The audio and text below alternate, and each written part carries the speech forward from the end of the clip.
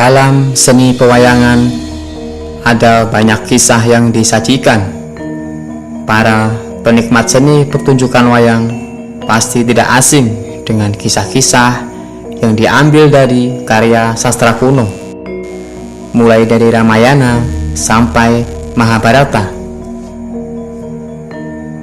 Namun bukan hanya itu, setiap pagelaran wayang pasti juga ada pesan yang hendak disampaikan oleh seorang dalang. Begitu juga dengan 4 tokoh pewayangan yang dikemas menjadi punakawan.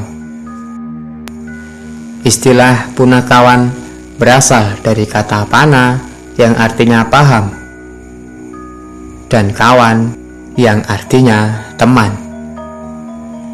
Punakawan merupakan tokoh pewayangan yang diciptakan oleh seorang punjaga Jawa. Menurut Slamet Muljana, seorang sejarawan, tokoh punakawan pertama kali muncul dalam karya sastra Gatotkaca Selaya, karangan Empu Panuluh pada zaman Kerajaan Kediri. 4 tokoh punakawan terdiri dari Semar dan ketiga anaknya, yaitu Gareng, Petruk, dan Bagong. Para punakawan ditampilkan sebagai kelompok peceria dengan humor-humor khasnya untuk mencairkan suasana. Selain itu, punakawan juga memiliki karakter masing-masing yang tentunya patut untuk diselami lebih dalam. Lantas, seperti apakah tokoh dan karakter Bagong, Petruk, Gareng, dan juga Semar dalam tokoh pewayangan punakawan? Mari simak ulasan selengkapnya hanya di Radius Terkini.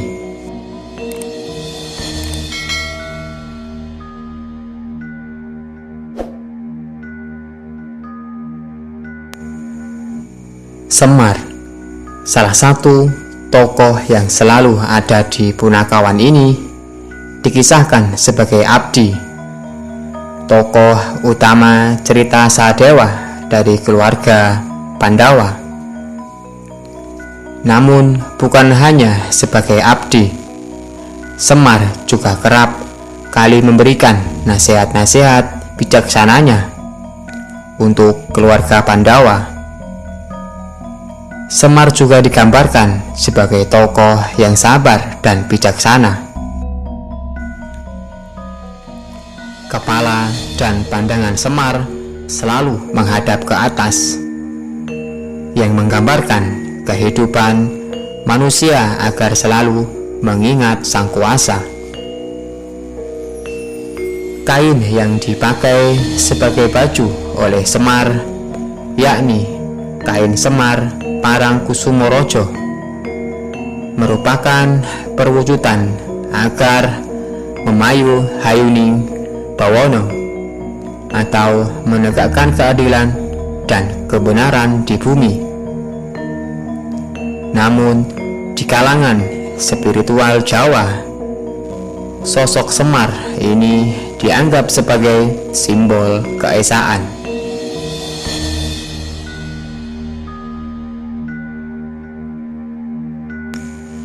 Yang kedua, Gareng. Dalam cerita pewayangan Jawa, diceritakan Nala Gareng adalah anak sebangsa jin yang diangkat oleh Semar. Pancal Parnor adalah nama lain Gareng yang artinya menolak godaan duniawi. Gareng memiliki kaki pincang. Hal ini mengajarkan agar selalu berhati-hati dalam bertindak. Gareng memiliki perawakan yang pendek dan selalu menunduk. Hal ini menandakan kehati-hatian meskipun sudah makmur, tetapi harus tetap waspada. Matanya yang juling yang menandakan ia tidak mau melihat hal-hal yang mengundang kejahatan. Tangannya melengkung, Hal ini juga menggambarkan untuk tidak merampas hak orang lain. Selanjutnya, Petruk. Petruk digambarkan sebagai sosok yang gemar bercanda, baik melalui ucapan ataupun tingkah laku. Ia adalah anak kedua yang diangkat oleh Semar. Nama lainnya yakni Kantong Bolong, yang artinya suka berdoma.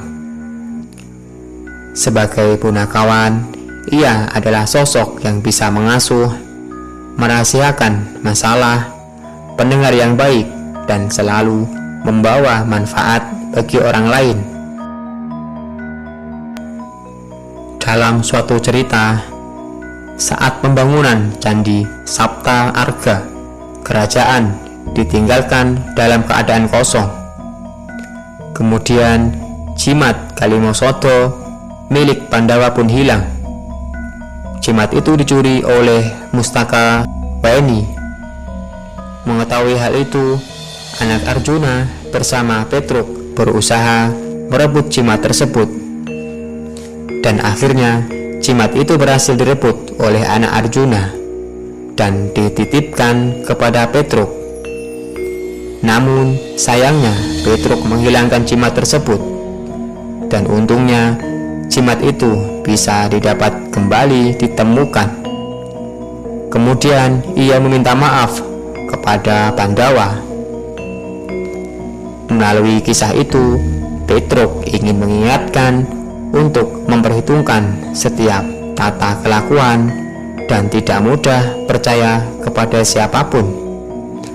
Kemudian ia juga mengajarkan untuk berani mengakui kesalahan.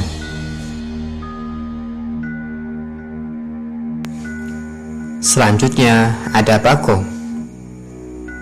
Bagong adalah anak ketiga yang diangkat oleh Semar. Diceritakan Bagong adalah manusia yang muncul dari bayangan. Suatu ketika, Gareng dan Petruk minta dicarikan teman oleh Semar. Kemudian Sang Hyang Tunggal berkata, "Ketahuilah bahwa temanmu adalah bayanganmu sendiri." Seketika sosok Bagong muncul dari bayangan. Sosok Bagong digambarkan berbadan pendek, gemuk, tetapi mata dan mulutnya lebar, yang menggambarkan sifatnya yang lancang namun jujur dan sakti. Ia kerap kali melakukan sesuatu dengan tergesa-gesa. Dari sikap Bagong yang tergesa-gesa itu justru mengajarkan untuk selalu memperhitungkan apa yang hendak dilakukan, agar tidak senasib seperti Bagong. Tokoh pewayangan satu ini juga mengingatkan bahwa manusia di dunia memiliki berbagai watak dan perilaku, tidak semua baik, sehingga setiap orang harus bisa memahami watak orang lain, toleran, dan bermasyarakat dengan baik. Itulah tokoh karakter dari Petruk, Bagong, Gareng, dan juga Semar dalam tokoh pewayangan Punokawan.